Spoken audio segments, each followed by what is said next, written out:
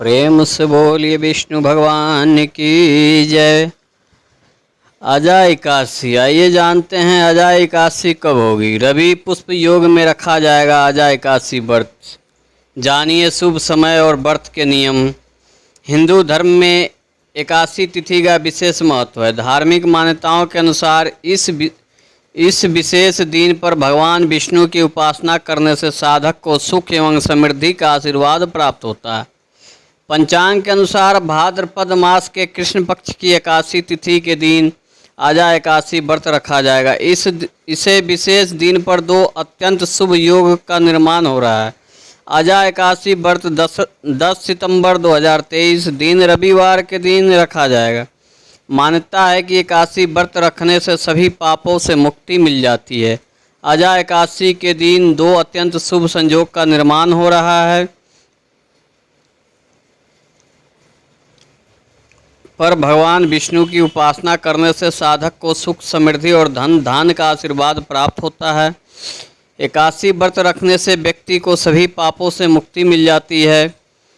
भाद्रपद कृष्ण पक्ष की एकादशी तिथि 9 सितंबर शाम 7:17 से शुरू होगी और 10 सितंबर रात्रि 9:28 पर समाप्त हो जाएगी। वही इस दिन पुनर्वसु और पुष्प नक्षत्र का निर्माण हो रहा है। बता दें कि पुनर्वसु नक्षत्र शाम 5:06 तक रहेगा और इसके बाद पुष्प नक्षत्र शुरू हो जाएगा। वही इस दिन रवि पुष्प योग है और सर्वार्थ सिद्धि योग का भी निर्माण हो रहा है, जो शाम 5:06 से 11 सितंबर सुबह 5:26 तक रहेगा। अजा एकादशी पर किस बातों का रखें ध्यान। शास्त्रों में बताया गया है कि जो लोग एकादशी व्रत का पालन करते हैं उन्हें दशमी तिथि के दिन से ही मांस, लहसुन, प्याज, मसूर की दाल इत्यादि का सेवन नहीं करना चाहिए। इसके साथ एकादशी व्रत के दिन लकड़ी के दातुन, नींबू, जामुन या आम का पत्ता नहीं चबाना चाहिए।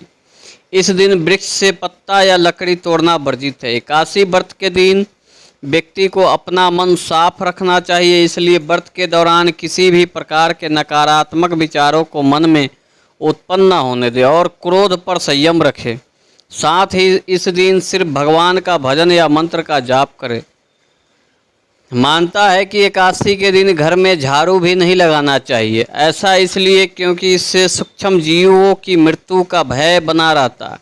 साथ ही इस विशेष दिन पर बाल, नाखून या दाढ़ी बनवाना भी वर्जित है। एकादशी के दिन इस बात का विशेष ध्यान रखें कि व्रत के दौरान भूलकर भी तुलसी के पत्ते ना तोड़े, साथ ही तुलसी का पत्ते का स्पर्श भी ना करें। ऐसा करने से भगवान विष्णु क्रोधित हो सकते हैं। इस दिन तुलसी के समीप एक दीपक जलाकर उनकी पूजा करें। वही भगवान विष्णु को भोग अर्पित करने के लिए एक दिन पहले ही तुलसी दल तोड़ लें। प्रेम से बोलिए विष्णु भगवान की जय। से बोलिए विष्णु भगवान की जय। आइए अजा जया एकादशी व्रत का कथा श्रवण करते हैं। कुंती पुत्र युधिष्ठिर कहने लगे कि हे भगवान, भाद्रपद कृष्ण एकादशी का क्या नाम है? व्रत करने की विधि तथा इसका महात्म्य कृपया करके कहिए। मधुसूदन कहने लगे कि इस एकादशी का नाम अजा है। यह सब प्रकार के समस्त पापों का नाश करने वाली है। जो मनुष्य इस दिन भगवान ऋषिकेश की पूजा करता है उसको वैकुंठ की प्राप्ति अवश्य होती है। अब आप इसकी कथा सुनिए। प्राचीन काल में हरिश्चंद्र नामक एक चक्रवर्ती राजा राज्य करता था। उसने किसी कर्म के वशीभूत होकर अपना सारा राज और धन त्याग दिया, साथ ही अपनी स्त्री, पुत्र तथा स्वयं को बेच दिया। वह राजा चंडाल का दास बनकर सत्य को धारण करता हुआ मृतक का वस्त्र ग्रहण करता रहा, मगर किसी प्रकार से सत्य से विचलित नहीं हुआ। कई बार राजा चिंता के समुद्र में डूबकर अपने मन में विचार करने लगता कि मैं कहाँ जाऊँ, क्या करूँ जिससे मेरा उद्धार हो।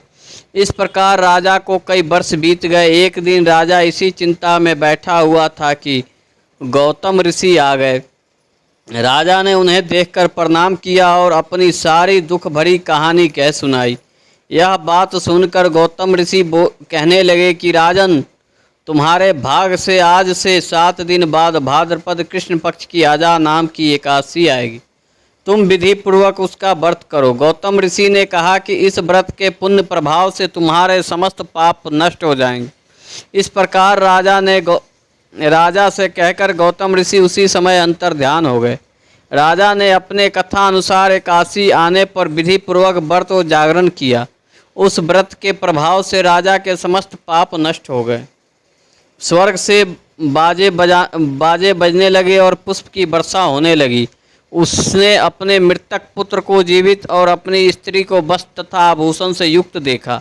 व्रत के प्रभाव से राजा को पुनः राज मिल गया। अंत में वह अपने परिवार सहित स्वर्ग को गया। हे राजन, यह सब अजा एकादशी के प्रभाव से ही हुआ है। अतः जो मनुष्य यत्न के साथ विधि पूर्वक इस व्रत को करते हुए रात्रि जागरण करते हैं, उनके समस्त पाप नष्ट होकर अंत में वे स्वर्गलोक को प्राप्त होते हैं। इस एकादशी की कथा के श्रवण मात्र से अवश्य मेघ यज्ञ का फल प्राप्त होता है। प्रेम से बोलिए विष्णु भगवान की जय।